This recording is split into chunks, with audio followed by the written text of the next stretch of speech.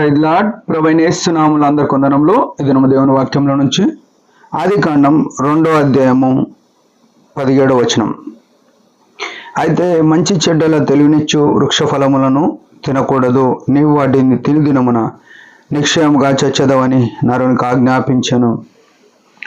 ప్రేమైన వారలారా, యేసుక్రీస్తు ప్రభువును అంగీకరించిన మనకు ప్రభు సెలవిస్తున్న మాట ఇది.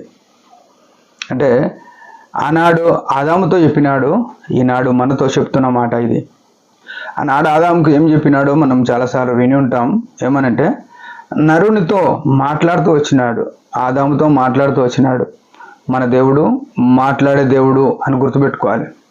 ఆయన మాట్లాడే దేవుడు అయ్యుండి ఏమన్నాడు, నువ్వు ఈ తోట ఏదోని తోటలో ఉన్న ఫలవృక్షములు అన్నీ తినొచ్చు, కానీ మంచి చెడ్డల తెలివినిచ్చు వృక్ష ఫలంను తినకూడదు, వాటిని తినదినమున నువ్వు నిశ్చయముగా చస్తావు అని చెప్పినాడు. దేవుడు మానవుల పట్ల ఎంత స్పష్టమైన వైఖరి కలిగి ఉన్నాడు. స్పష్టంగా మాట్లాడే దేవుడు మన దేవుడు.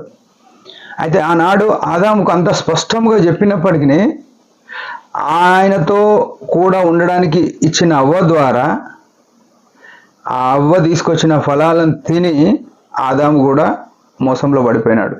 ఆ పాము మోసం చేసింది సంపం ద్వారా అవ్వ, అవ్వ ద్వారా ఆదాము. అయితే ఇక్కడ సరే వారిని బట్టి లోకమంతటికి నాడి పాపము, శాపము, మరణము సంప్రదించింది. అయితే ఇప్పుడు మనం ఏం చేయాలంటే, ఆనాడు దేవునితో సంబంధం ఉన్న వ్యక్తి ఆదాము. ఈనాడు యేసుక్రీస్తుతో సంబంధం ఉన్న వ్యక్తులు ఎవరంటే రక్షింపబడిన ప్రతి ఒక్కరు, యేసు ప్రభువును విశ్వసించిన ప్రతి ఒక్కరు, సంఘంలో ఉన్న ప్రతి ఒక్కరు దేవునికి చెందిన వారము. అయితే మనం మన జీవితంలో ప్రభు మనకు చెప్పే మాటలు వినకపోతే కూడా నిశ్చయంగా చస్తాం, ఇంకేం అనుమానం లేదు. దేవుని సంఘంలో దేవుని వాక్యం ద్వారా ఎన్నో వాక్యాలు, ఎన్నో మెసేజ్లు, ఎన్నో వర్తమానాలు మనకు అందుతూనే ఉన్నాయి. మనం ఏవి చేయాలనో ఏవి చేయకూడదో చెప్తున్నాడు దేవుడు. ఎందుకు చెప్తున్నాడు? మనుషులంటే ప్రేమ. ఆయన మాట్లాడే దేవుడు తన దాసుల ద్వారా, తన పరిచారకుల ద్వారా తన స్వరము ఎట్లా వినిపిస్తున్నాడంటే, ప్రతి ఒక్కరము మనం ఏ ఏ విషయాలలో బలహీనులుగా ఉన్నాము, ఆ విషయాల గురించి, ఏ విషయంలో పతనంలో ఉన్నామో వాటి గురించి ప్రభు మనతో నిజంగా మాట్లాడుతున్నాడు. అయితే ప్రతి ఆదివారము ప్రతి సంఘంలో కార్యక్రమాలలో దేవుని వాక్యం వినిపిస్తున్నాడు. ఎందుకంటే ఆనాడు అంత స్పష్టంగా మాట్లాడిన పడిపోయిన ఆదామును బట్టి ఈనాడు పరిశుద్ధాత్మ ద్వారా ప్రతిరోజు ప్రతి విషయంలో ప్రతి పరిస్థితిలో మాట్లాడుతూనే ఉన్నాడు సంఘంలో వచ్చి. అయితే ఇక్కడ జరిగే విషయం, ఆనాడు మాట్లాడినాడు, ఆయన వినక తప్పిపోయినాడు. ఈనాడు మాట్లాడుతున్నాడు, వినక తప్పిపోతే తప్పేవరిది? మనం సరి చేసుకోవాలి. మన జీవితాలు మనం సరి చేసుకోవాలి.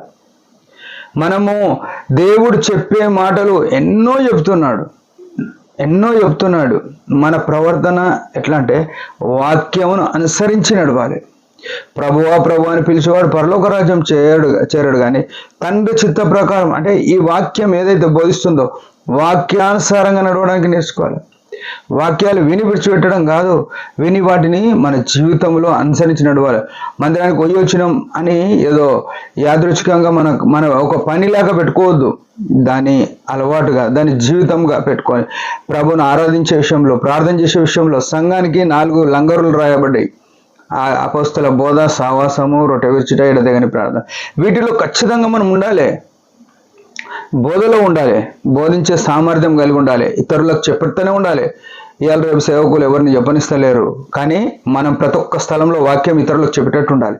రెండోది సావాసం, దేవుని ప్రజలతో ఎప్పటికీ సావాసం కలిగి ఉండాలి. వ్యక్తిగతంగా ఉండాలి, సంఘంగా ఉండాలి, దేవునితో సావాసం. మూడోది రొట్టె విరుచుట.